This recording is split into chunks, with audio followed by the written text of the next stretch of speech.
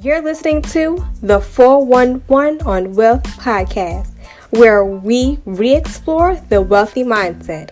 Every week, we dive into wealthy conversations to assist in planning to be financially free with topics such as investing, diverse income, entrepreneurship, and so much more. I'm your host, Miss Financial 411, aka Claressa Lesley. Want to discover ways to build your financial freedom and generational wealth in a non-complex way? Then this is the podcast for you. Sit back, relax, and get ready to expand your wealthy mindset.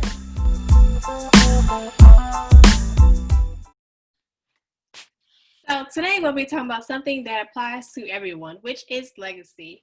Okay, and so today I'll be bringing a quote from the great Maya Angelou, and that is, "My mission in life is to not merely survive, but to thrive, and to do so with some passion, some compassion, some humor, and some style."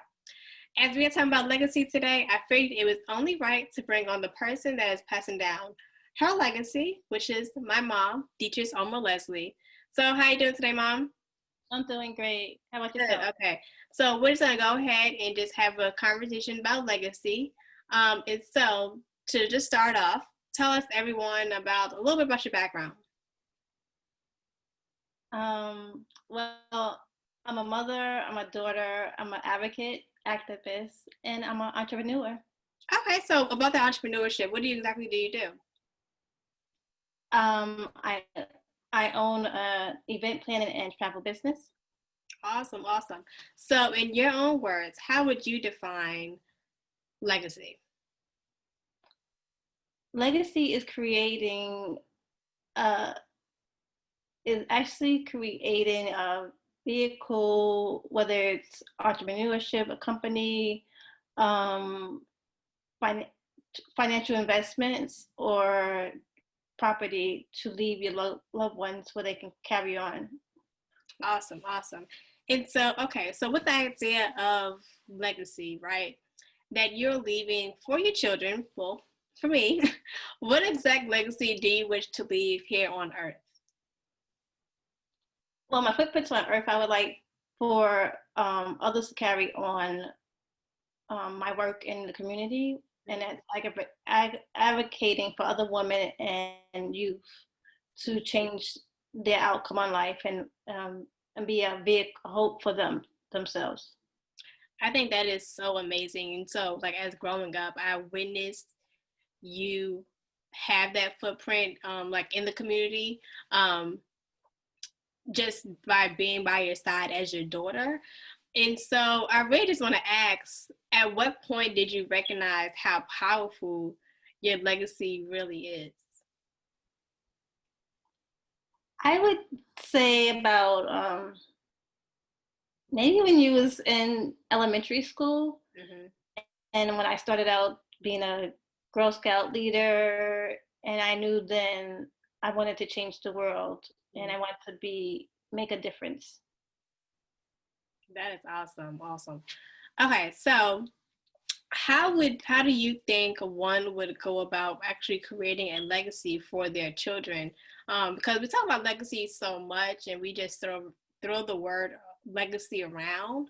Um, but I don't think people really understand what does it really take to create a legacy for future generations. So, how would one go about doing so? I would say starting out at an early age while your children are young, Mm. and instilling them the skills or the consistency of implementing, whether it's money, implementing how to give back, because sometimes it can't always be financial money, Right. because it can always be giving back or helping others, and it could be just a little thing by helping a neighbor across the street, or doing a project at your school, or just adopting a family. Mm. I think that is really, really key. What you just talked about is the fact that because so many people think that legacy is just financial, um, but a lot of it is just how are you being talked about once you pass away, and what are you leaving behind, um, once you leave, right? And so not just for the children, but also in the community, of how do people view you, or how would they view you once you pass away and once you're gone, right? But then when it comes to finances, how important is generational wealth to you? That's very important, and I learned that after your dad, my husband, had passed, that it's very important to, between getting your documents in order, investing in properties, investing in stock market, and budgeting and saving. Being a single parent, that had to be, you know, single income from two incomes to one income. I had to, how do I budget? How do I make it? How do I raise a child on just one income? So those are lessons that would definitely are for the future and to teach others. And that you had to pass on to me while going through being a single parent, right? Right. Right. So do you think the term legacy is more prevalent now or more mainstream than it is than when you were growing up?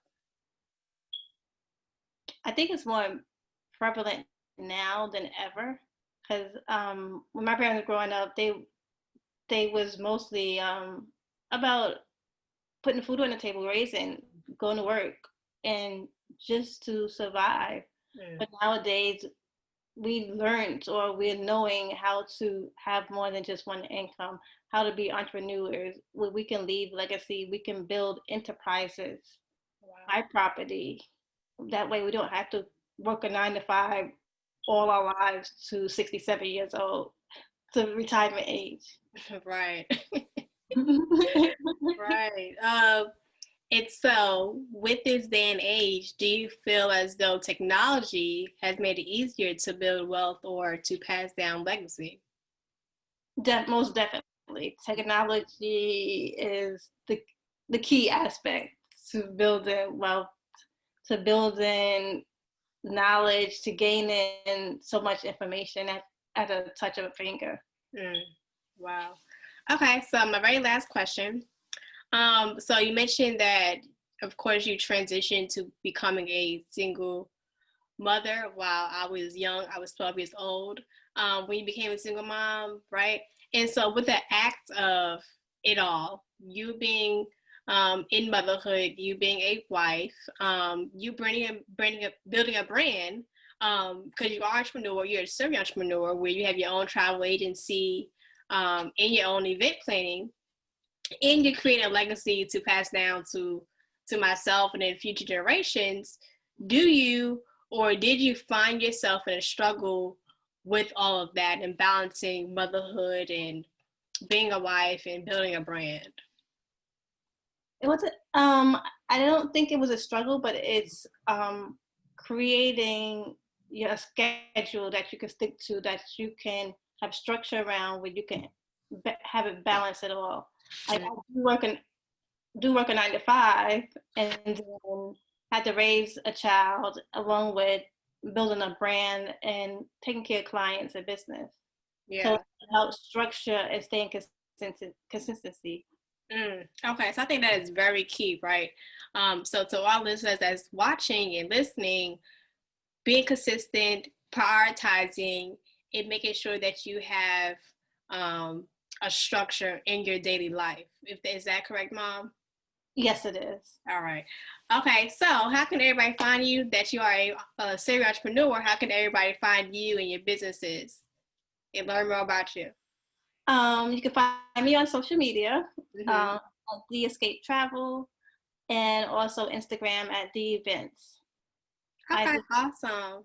Destination weddings, event planning, travel, and I'm ready to launch another special project. That I'm excited about. Yes. All right. So, to all listeners, we will be dropping down her links and details below in the show notes and description. So thank you, Mom, for joining me on my podcast about legacy and building legacy. And thank you for passing down your legacy to me. Love you. Love you. Thank you. Bye-bye. To our listeners, thank you for joining us this week on the 411 on Wealth podcast. I want to know what your key takeaways are. So go ahead, take a screenshot and upload it to your IG story. But don't forget to tag us. Check us out on Instagram at the 411 on Wealth podcast and at www.financial411academy for more information.